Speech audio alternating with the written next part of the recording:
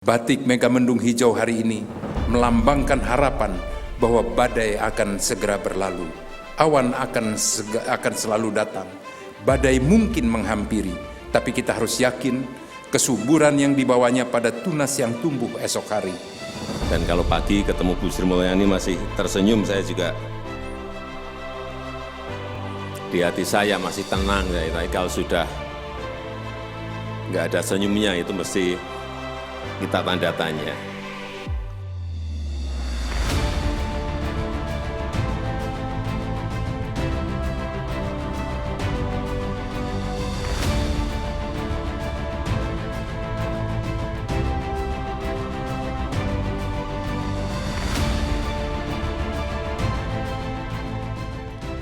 Hadirin yang kami hormati, mengawali rangkaian acara kita pada pagi hari ini, kita akan dengarkan laporan yang akan disampaikan oleh Chairman B-Universe, Bapak Enggar Tiasto Lukita.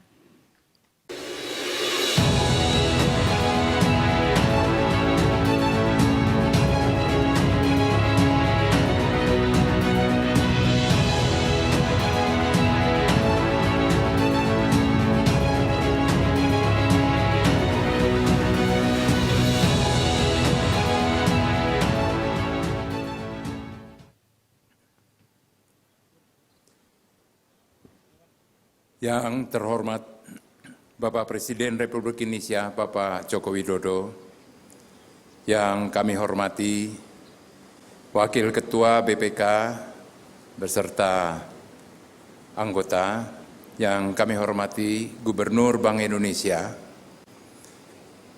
yang kami hormati Ketua One Team Press, yang kami hormati Menteri Kabinet Indonesia Maju kedua, yang kami hormati anggota Dewan Perwakilan Rakyat Republik Indonesia, yang mulia Duta Besar dan Perwakilan Negara Sahabat, yang kami hormati Direktur Utama BNI beserta seluruh jajaran Komisaris dan Direksi BNI, para narasumber, Ibu Bapak yang berbahagia. Assalamualaikum warahmatullahi wabarakatuh. Shalom, Om Swastiastu, Namo Buddhaya, salam kebajikan dan salam sejahtera bagi kita semua. Bapak Presiden, mohon izin sebelum memulai, perkenankan terlebih dahulu kami menyapa para peserta dan undangan yang terdiri dari akademisi, mahasiswa, praktisi dunia usaha yang ada di breakout room Astra dan Nusantara, dan mereka pun ingin menyapa Bapak. Selamat pagi. Mereka ingin sekali menyapa Bapak di dua breakout room, Pak. Di breakout room Astra dan Nusantara di dua tempat yang berbeda. Terima kasih. Bapak Presiden yang terhormat, tepat 1 tahun 13 hari yang lalu, Bapak Presiden berkenan hadir memberi pembekalan sekaligus melaunching B-Universe di Jakarta Convention Center. Dan pada hari ini, di tengah padatnya kesibukan Bapak, kembali hadir serta membuka acara BNI Investor Daily Summit 2023. Sungguh merupakan kehormatan dan kebahagiaan bagi kita semua. Untuk itu kami atas nama seluruh jajaran grup B-Universe dan seluruh peserta yang hadir mengucapkan terima kasih yang setinggi-tingginya. Izinkan kami Bapak Presiden untuk melaporkan secara garis besar perjalanan B-Universe terutama BTV sebagai salah satu platform kami selama 1 tahun. Diawali dengan TV channel, kini kami sudah menjadi TV digital teleserial yang sudah bisa disaksikan di 127 kota, dan segera kami akan menambah kembali di berbagai kota-kota lainnya di tanah air. Berita Satu menjadi salah satu unggulan kami dan semakin terpercaya karena orang nomor 1 saja nonton Berita Satu. Terima kasih atas perkenan Bapak, tapi ini membuat kami menjadi lebih hati-hati lagi. Program kami yang lain adalah hiburan, entertainment, berupa sinetron, film, dan lainnya. Untuk itu Bapak, izinkan kami memperkenalkan mitra kami, tokoh perfilman yang telah melahirkan artis-artis nasional sejak 1969, Bapak Ram Punjabi yang ada di sebelah kiri Bapak. Pada hari ini juga kami mohon restu Bapak Presiden untuk peluncuran satu channel TV baru yang khusus menitik beratkan pada informasi, analisa tentang ekonomi, keuangan, capital market, dan lain-lain yang kami berikan nama IDTV.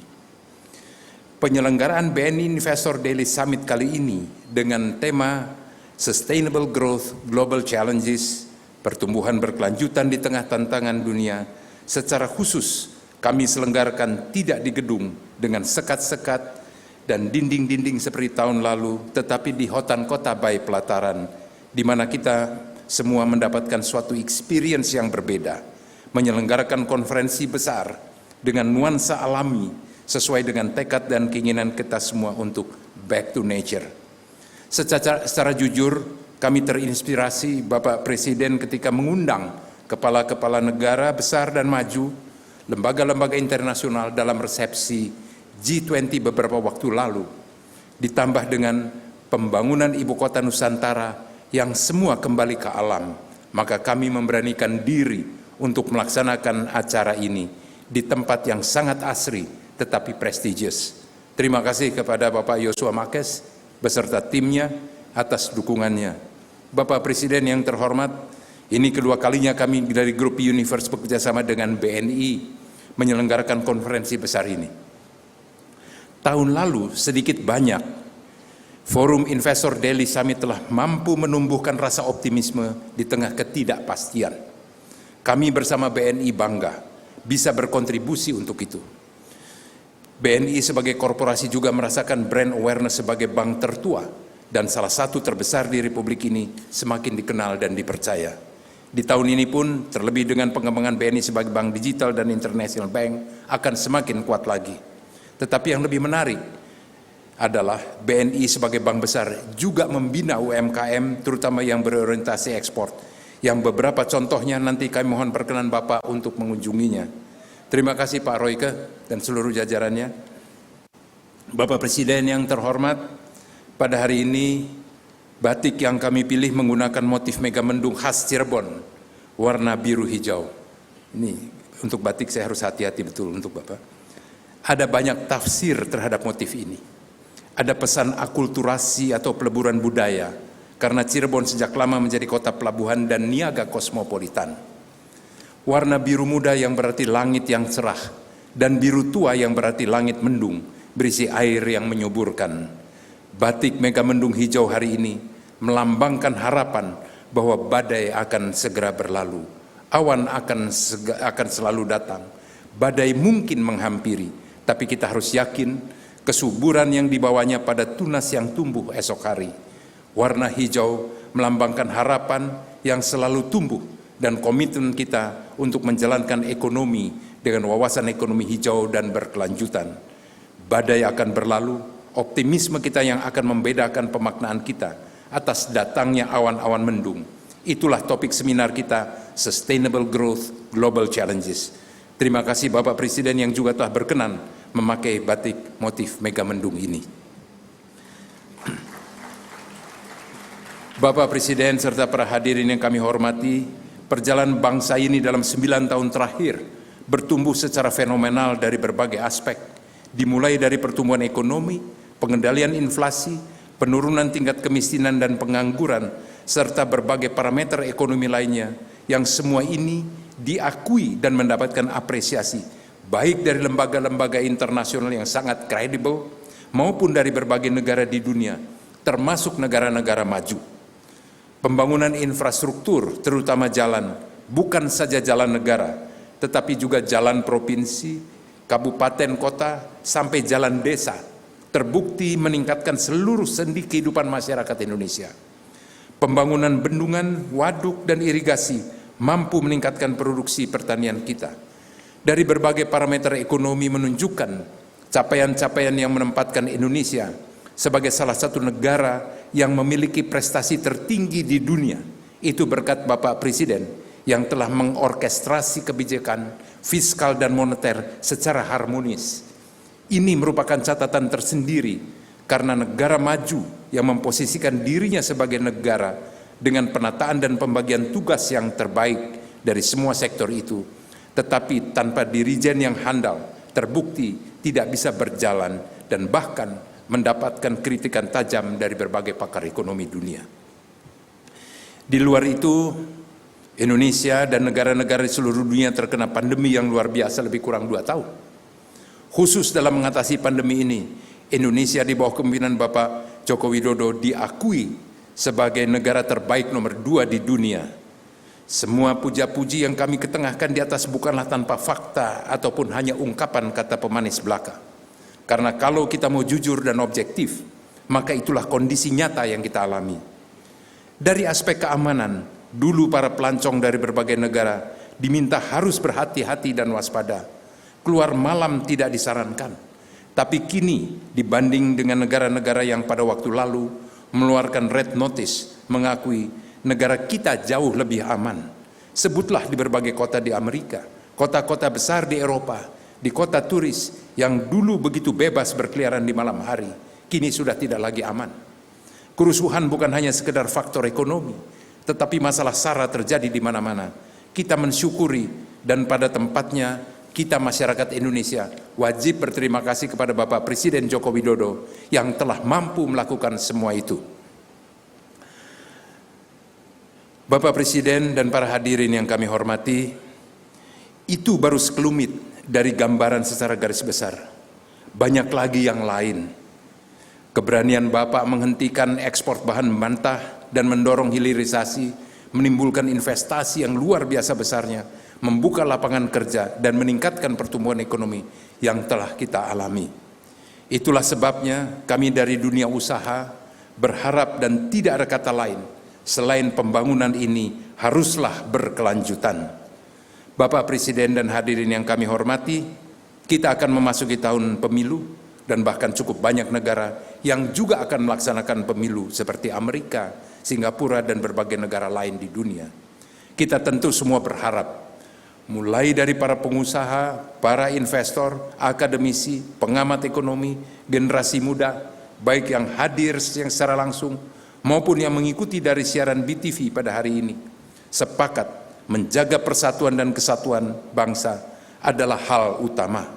Tidak menggunakan politik identitas hanya untuk perolehan suara yang karena pada akhirnya itu akan menyesarkan rakyatnya. Kami semua meyakini kerja keras dan keberanian mengambil terobosan yang luar biasa Bapak Presiden Joko Widodo telah menorehkan hasil karya gemilang untuk kepentingan bangsa dan negara tercinta. Bapak Presiden, berkat Bapaklah kita bangga sebagai bangsa Indonesia. Kita kembali bisa membusungkan dada, berjalan tegak tanpa menundukkan kepala, mengatakan kita adalah warga negara Indonesia. Terima kasih Pak Jokowi, dan dengan segala kerendahan hati, kami memohon perkenan Bapak memberikan pengarahan sekaligus meresmikan BNI Investor Daily Summit 2023. Terima kasih. Wassalamualaikum warahmatullahi wabarakatuh. Shalom, Om, Santi, Santi, Santi Om.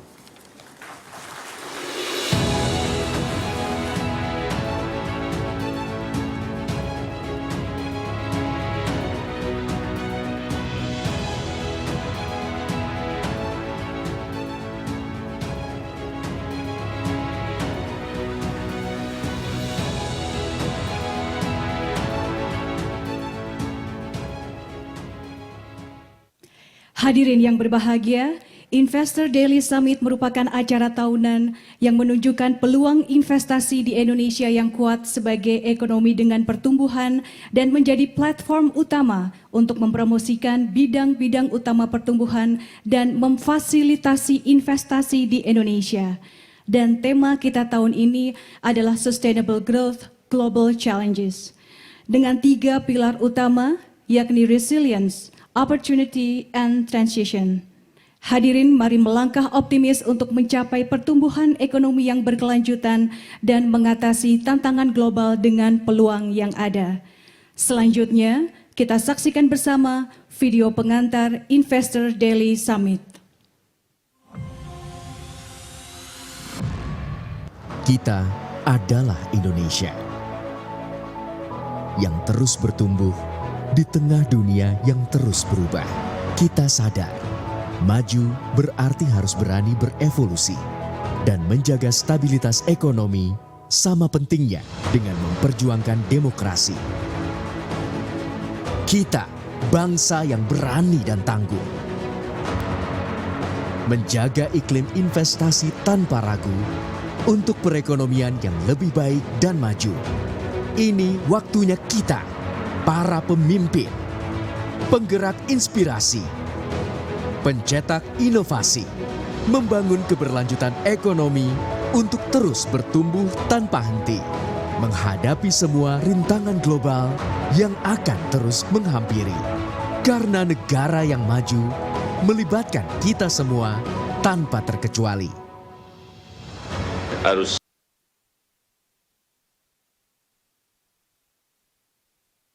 lanjutan, karena tantangan ke depan tidak mudah, ketidakpastian masih tinggi, rivalitas masih tajam, dan efek domino goncangan ekonomi global masih terus mengancam. Mari kobarkan semangat kolaborasi khususnya dengan peningkatan daya saing, konektivitas, pariwisata, dan investasi. Dan kini, demi Indonesia, kita bangun peningkatan daya saing untuk mencapai visi. Demi Indonesia, kita bangun pertumbuhan ekonomi yang inklusif dan berkelanjutan. Demi Indonesia, kita bangun dimensi sosial, lingkungan, dan ekonomi yang berkesinambungan. Sustainable Growth, Global Challenges. BNI Investor Daily Summit 2023.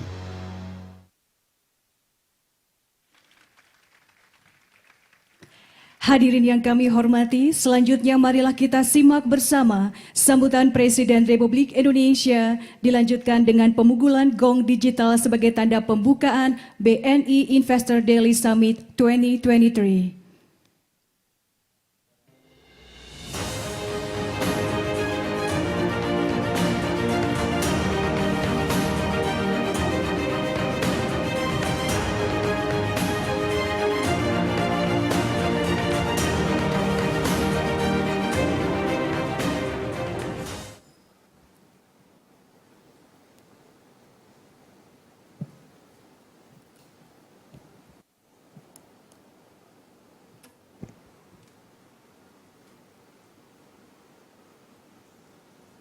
Bismillahirrahmanirrahim. Assalamualaikum warahmatullahi wabarakatuh. Selamat pagi, salam sejahtera bagi kita semua. Om Swastiastu, Namo Buddhaya, salam kebajikan. Yang saya hormati Ketua dan Pimpinan lembaga-lembaga negara yang hadir, para duta besar negara-negara sahabat, Gubernur Bank Indonesia, beserta para Menteri Kabinet Indonesia Maju, Gubernur DKI Jakarta, Direktur Utama BNI, Chairman B Universe, Bapak Ibu sekalian, hadirin dan undangan yang berbahagia. Dunia sekarang ini makin tidak jelas. Tantangan yang kita hadapi juga tidak semakin berkurang tetapi semakin bertambah. Perubahan iklim yang dulunya kita anggap sesuatu yang masih absurd, tetapi sekarang sudah nyata. Kekeringan, Super El Nino betul-betul kita rasakan, dan produksi beras turun hampir di semua negara. 22 negara mengerem, menstop, tidak ekspor berasnya lagi. Inilah kondisi-kondisi yang dulunya tidak pernah kita hitung tetapi muncul. Kemudian juga pelemahan ekonomi global yang kita tunggu katanya tahun depan akan naik, tahun depan akan naik. Ternyata juga belum. Kebijakan kenaikan suku bunga yang tinggi dan dalam waktu yang lama oleh Amerika Serikat juga semakin merumitkan, utamanya negara-negara yang berkembang. capital outflow semuanya lari balik ke Amerika Serikat. Semakin juga merumitkan kita semuanya. Dan perang yang satu, Ukraina, belum jelas berakhirnya kapan. Muncul lagi perang yang kedua, Hamas Israel. Semakin mengkhawatirkan semua negara sekarang ini. Karena larinya nanti bukan hanya perangnya di Israel dan di Palestina, tetapi kalau meluas, melebar ke Lebanon, melebar ke Syria, melebar nanti misalnya dengan Iran, akan semakin merumitkan masalah ekonomi semua negara. Karena harga minyak pasti akan naik. Saya cek kemarin, harga Brent masih 89 US dollar per barel. Tapi bisa kalau meluas seperti yang tadi saya sampaikan, kita enggak ngerti. Bisa mencapai 150. Inilah yang harus kita waspadai. Hati-hati semuanya, baik sisi moneter maupun sisi fiskal. Untuk negara kita sebetulnya arah ke depan itu sudah jelas. Apa yang harus kita lakukan, apa yang harus kita kerjakan, semuanya sudah jelas.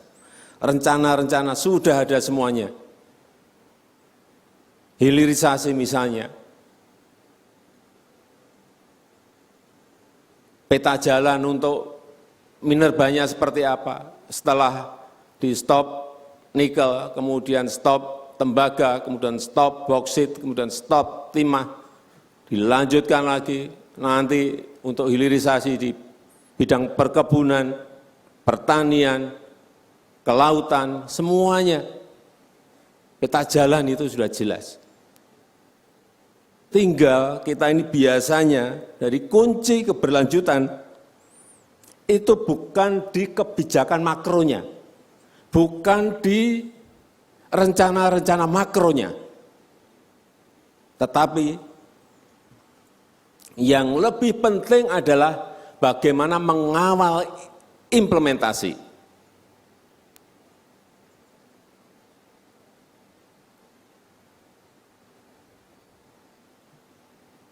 Kerja detail, dicek yang detail, kerja lapangan, diawasi dan dicek di lapangan. Artinya kerja mikro itu sangat penting sekali.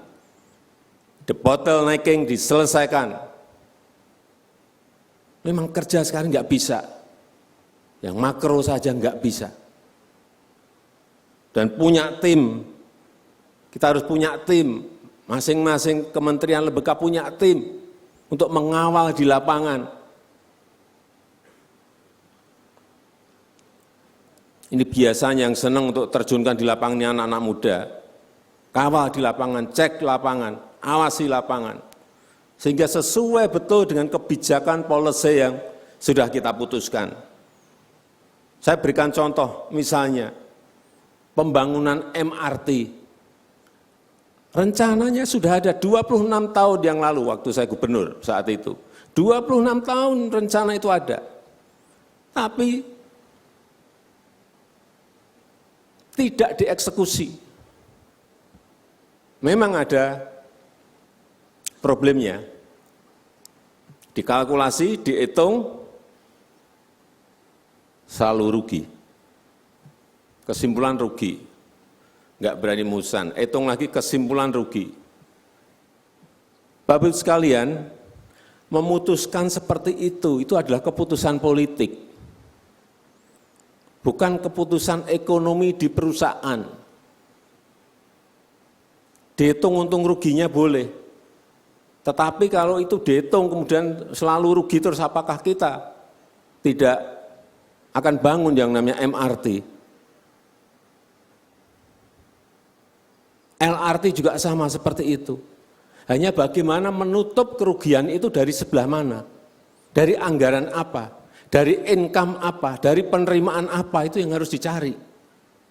Akhirnya ketemu, ditutup dari ERP, ditutup dari electronic road pricing, ketemu. Ya sudah, diputuskan. Saat itu saya putuskan dan itu adalah keputusan politik. Bahwa APBN atau APBD sekarang masih suntik 800 miliar, itu adalah memang kewajiban, karena itu pelayanan, bukan perusahaan untung dan rugi.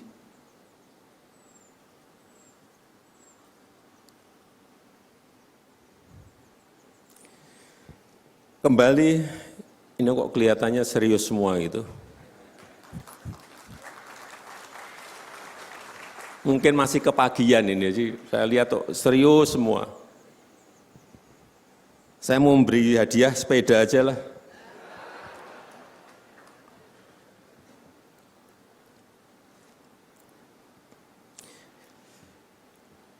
Jadi kita ini memang harus berhitung dan main nafas panjang. Endurance kita harus betul-betul kita kalkulasi, tahan sampai kapan. Kalau APBN, saya cek sampai 13 Oktober kemarin, Ibu Menteri Keuangan, Bu Sri Mulyani masih pegang uang, ya menurut saya masih gede banget lah, kira-kira 616 triliun rupiah. Jadi masih untuk nafas panjang sampai 2024 masih aman. Dan kalau pagi ketemu Bu Sri Mulyani masih tersenyum, saya juga di hati saya masih tenang. Tapi kalau sudah nggak ada senyumnya itu mesti kita tanda tanya. Kemudian kalau melihat pelemahan ekonomi global, kita juga masih bersyukur. Growth kita masih di atas 5%.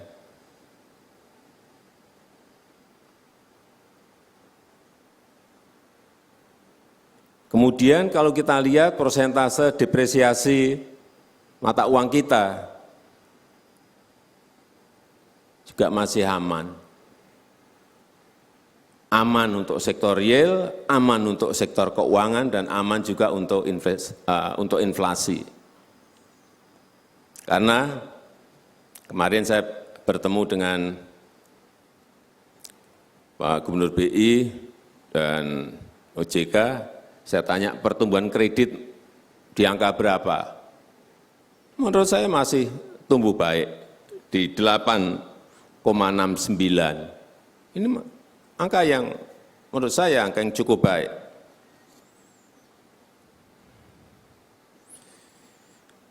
Dan pada hari ini kita juga akan rapat bagaimana untuk men-trigger ekonomi. Kita akan memberikan insentif, belum kita putuskan, masih rapat pada sore hari ini, memberikan insentif pada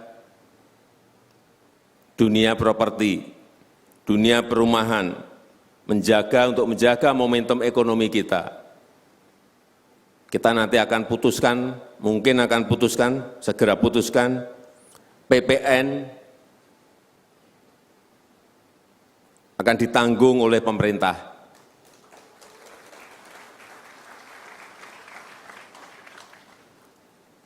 Dan untuk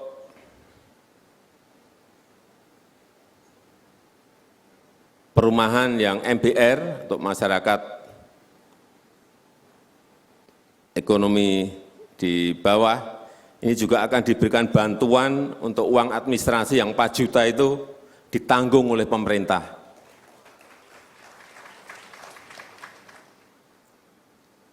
Sehingga akan men-trigger ekonomi kita.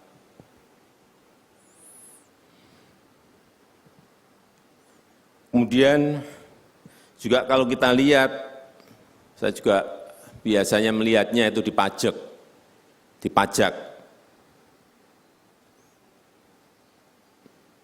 Kemarin Bu Menteri Keuangan juga menyampaikan, pajak masih tumbuh 5,6% dari baseline tahun lalu. Artinya masih ada pertumbuhan penerimaan negara. Artinya kalau orang bayar pajak, bisnis dia jalan. Ceknya di sini saya biasanya. Asal penerimaan negara masih tumbuh, penerimaan pajak masih tumbuh, ya itulah berarti ekonomi kita masih baik. Tetapi sekali lagi kita semuanya harus melihat kembali tantangan-tantangan yang di depan tadi sudah saya sampaikan. Saya rasa itu yang ingin saya sampaikan, dan terakhir, supaya enggak terlalu serius, saya beri hadiah sepeda. Silahkan maju yang bisa menjawab pertanyaan saya. Jauh di mata, dekat di hati. Jauh di mata, dekat di hati. Jawabannya silahkan tunjuk jari. Ini yang tadi yang paling cepat. Ya, Bu.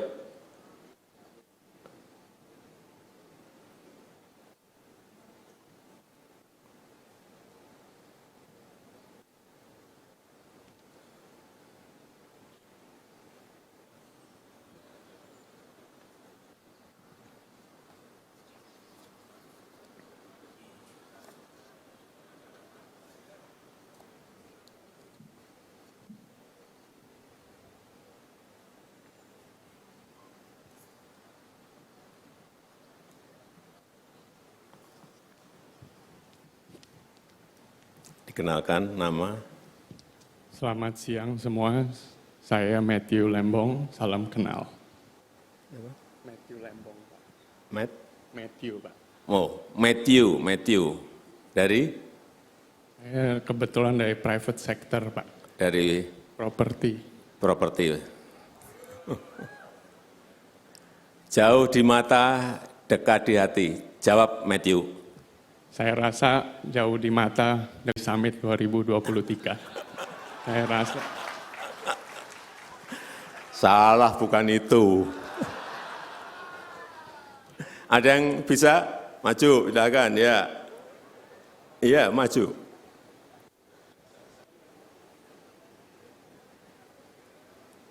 Ya benar menurut Matthew benar. BNI Investor Daily Summit 2023. Tapi menurut saya salah.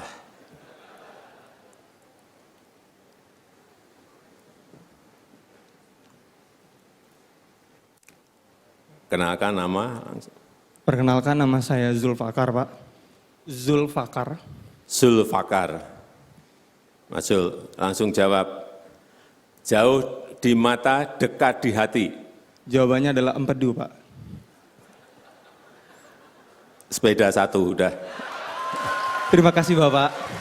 Silakan kembali ke tempat.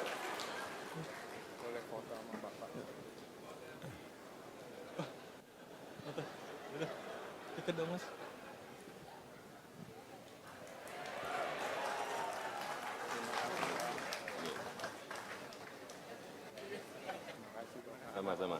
Ya. Ya. Sepedanya diambil di istana.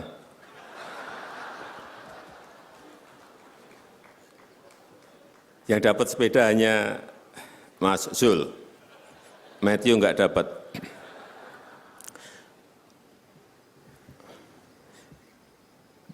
Terakhir, dengan mengucap Bismillahirrahmanirrahim, pada pagi hari ini secara resmi saya buka BNI Investor Daily Summit tahun 2023.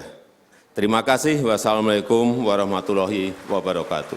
Selanjutnya, pemukulan gong digital sebagai tanda pembukaan BNI Investor Daily Summit 2023. Mohon berkenan mendampingi kepada Gubernur Bank Indonesia, Menteri Keuangan, PJ Gubernur DKI Jakarta, Chairman B-Universe, Chief Executive Officer B-Universe, dan Direktur Utama Bank Negara Indonesia.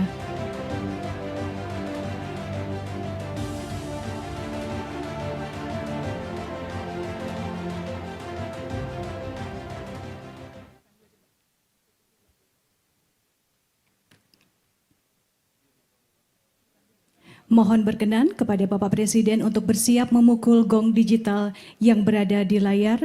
Dan mohon izin Bapak, kita akan menghitung mundur bersama-sama. 3, 2, 1.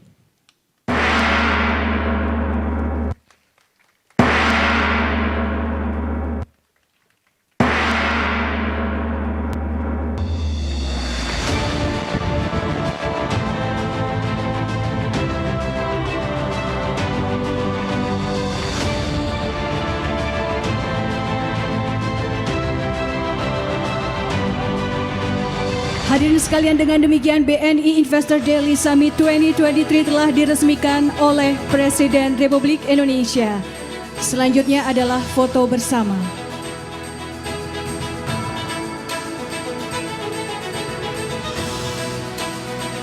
Terima kasih Bapak Presiden, kami persilahkan untuk kembali ke tempat.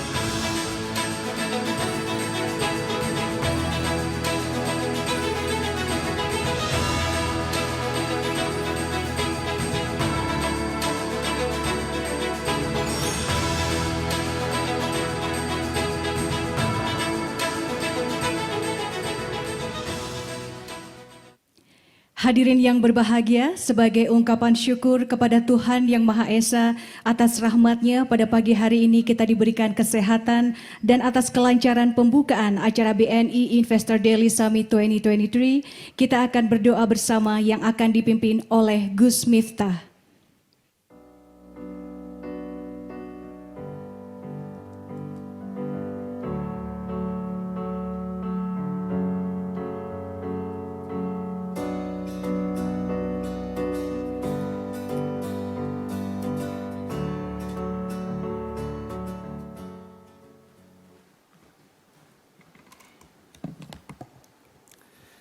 Assalamualaikum warahmatullahi wabarakatuh. Selamat siang.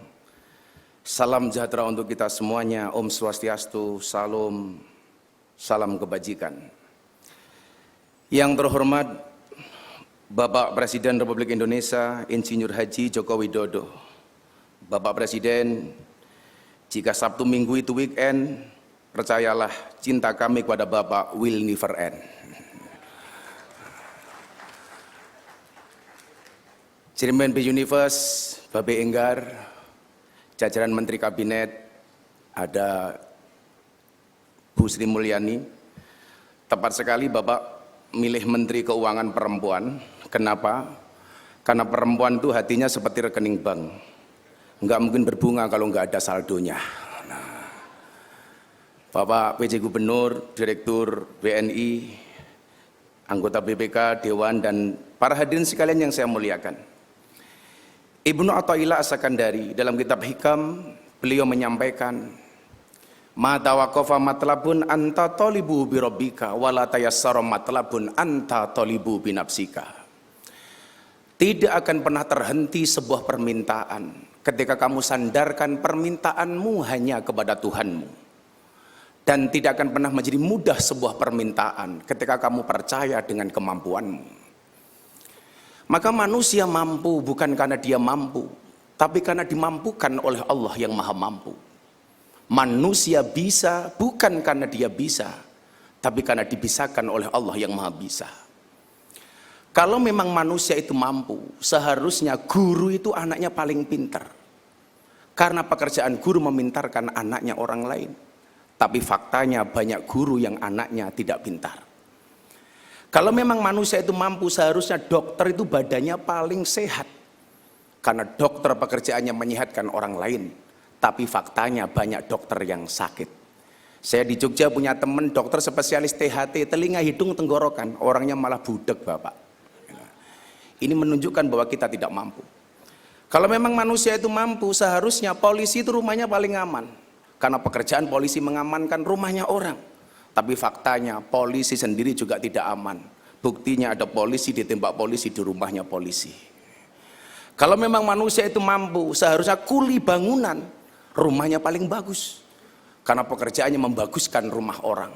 Tapi buktinya banyak kuli bangunan yang tidak punya rumah. Dan Allah mampukan bangsa Indonesia dengan pemimpin-pemimpin yang hebat. Allah mampukan Indonesia dengan tokoh-tokoh yang luar biasa. Ketika Allah berbicara kun fayakunnya, tidak ada yang tidak mungkin bagi Allah. Allah mampu menjadikan orang miskin jadi kaya, sahabat Sa'labah. Tapi Allah juga mampu menghinakan orang yang kaya raya, Qarun. Allah mampu menjadikan orang biasa menjadi raja, Nabi Daud. Tapi Allah juga mampu menghinakan raja menjadi orang yang terhina, Fir'aun. Allah mampu bahkan menjadikan seorang perawan tidak punya suami bisa hamil, Maryam. Dan di Indonesia itu kejadian. Allah mampu menjadikan seorang penjual mebel menjadi presiden terbaik sepanjang sejarah Indonesia. Banyak prestasi yang kemudian kita lupa. Orang kadang-kadang mengatakan ini presidennya kok begini. Contoh, ketika pembuatan IKN, Ibu Kota Nusantara. Perintah presiden waktu itu adalah supaya presiden dan gubernur seluruh Indonesia membawa tanah dan air dari masing-masing daerah. Orang yang tidak suka dengan IKN dari awal mengatakan, kok presiden bikin istana percaya dengan dukun? Kenapa harus membawa tanah dan air? Bapak Ibu, saya hanya menduga-duga. Coba kita lihat peristiwa banjir bandang yang terjadi di Masjidil Haram. Saat itu Ka'bah, Hajar Aswad terlepas dari Ka'bahnya. Yang terjadi adalah semua pemimpin kabilah berebut ingin memasangkan Hajar Aswad di tempatnya. Hampir saja terjadi saling baku hantam dan bunuh. Maka kemudian disepakati siapapun yang masuk Masjidil Haram pertama kali, dialah yang berhak memasangkan Hajar Aswad di tempatnya. Dan ternyata yang masuk masjid adalah baginda Nabi Muhammad SAW. Apakah Nabi Muhammad egois? Ternyata tidak. Beliau minta kain yang panjang dan lebar, kemudian Hajar Aswad ditaruh di tengah kain. Masing-masing pemimpin kabilah diminta maju ke depan untuk memegang ujung kain mendekat ke Ka'bah. Begitu sudah dekat dengan Ka'bah, Hajar Aswadnya dipindah oleh Nabi Muhammad ke Ka'bah. Semangat apa yang dibawa oleh Nabi Muhammad? Semangat persatuan. Demikian pula ketika Sunan Kalijaga membuat Masjid Demak. Masjid itu seharusnya selesai oleh Sunan Kalijaga, tapi beliau melibatkan semua wali. Maka ada 4 tiang di Masjid Demak, disumbang 1 oleh Sunan Gunung Jati dari Cirebon, 2 dari Sunan Bonang Tuban, 3 dari Sunan Ampel Surabaya, dan yang keempat Soko Tata dari Kanjeng Sunan Kalijaga. Semangat yang dibawa adalah semangat persatuan. Pertanyaannya, kenapa Presiden Jokowi waktu itu ketika membuat IKN minta tanah dan air dari semua daerah? Semangat yang dibawa oleh Presiden adalah semangat persatuan. Menghargai kearifan lokal, sehingga semua daerah memiliki sense of belonging terhadap ibu kota negara Nusantara yang baru, memiliki rasa memiliki. Cuman problemnya Bapak, mohon maaf, di Indonesia itu sekarang banyak profesinya yang seperti wasit sepak bola, Pak. Apa itu? Lari ke sana kemari mencari kesalahan orang lain. Dan yang lebih parah adalah orang Indonesia hari ini banyak yang profesinya seperti wasit tinju, Pak. Kalau ada yang berpelukan dipisah, ada orang tonjok-tonjokan dibiarkan. Kan aneh, Pak.